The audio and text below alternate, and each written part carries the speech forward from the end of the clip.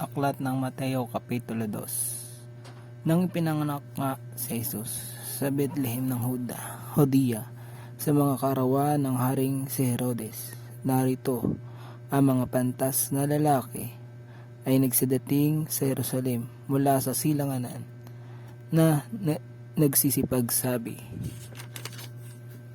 "Saan naroon ang ipinanganak ng hari ng mga Hudyo? Sapagkat aming nakita ang kanyang bituin sa silanganan at naparito kami upang siyang sambahin." Nang marinig ito ng haring si Herodes, ay nagulumihan siya at pati ng buong Jerusalem. At pagkatipon sa lahat ng mga pangulong saserdote at mga eskriba ng bayan, ay siniyasat niya sa kanila kung saan kaya ipinanganak ang Kristo. At sinabi nila sa kanya, sa Bethlehem ng mga Judea, sapagkat ganito ang pagkasulat ng mga propeta.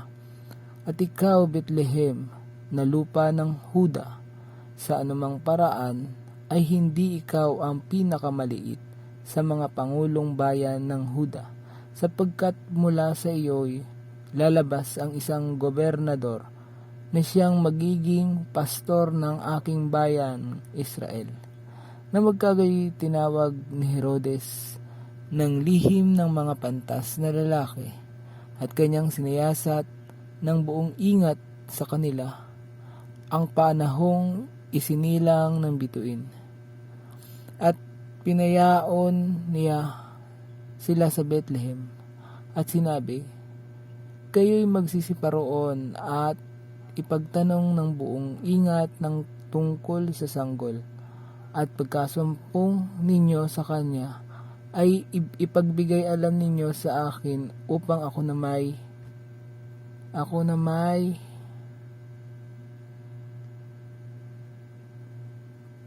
kanya ipag-alam ninyo sa akin upang ako na may makaparoon at siya'y aking sambahin."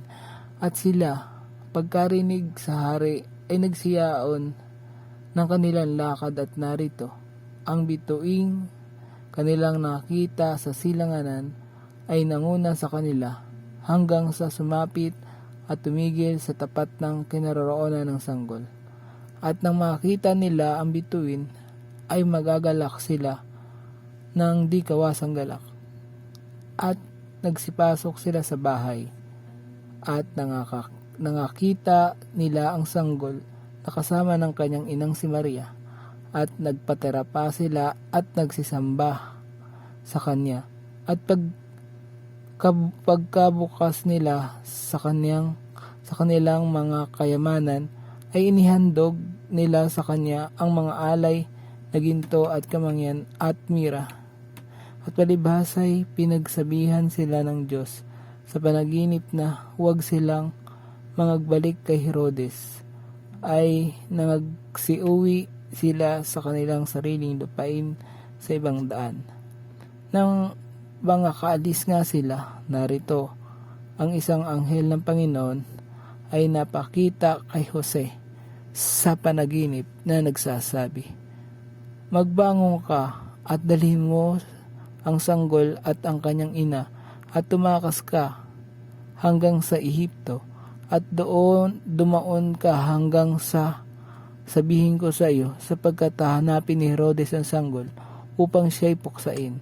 At siya'y nagbangon at dinala ang sanggol at ang ina nito sa kinagabihan at napasa Ehipto, at dumuon hanggang sa pagkamatay ni Herodes, upang maganap ang sinabi ng Panginoon sa pamamagitan ng propeta na nagsasabi, "Mula sa Ehipto ay tinawag ko ang aking anak."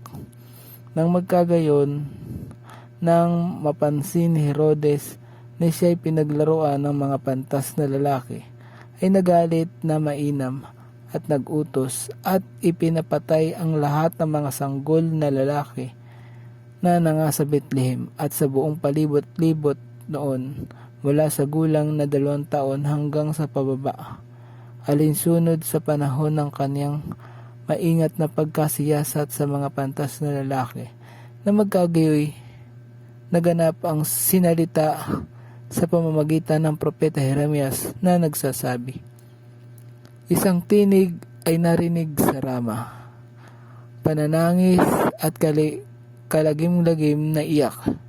Tinatangisan ni Raquel ang kanyang mga anak at ayaw na siyang maaliw sapagkat siya wala na." Ngunit pagkamatay ni Herodes, narito, ang isang anghel ng Panginoon ay napakita sa panaginip kay Jose sa Ehipto na nagsasabi, "Magbangon ka at dalhin mo ang sanggol at ang kanyang ina at pumatungo ka sa lupain ng Israel sapagkat nangamatay na ang nangimimithi sa buhay ng sanggol."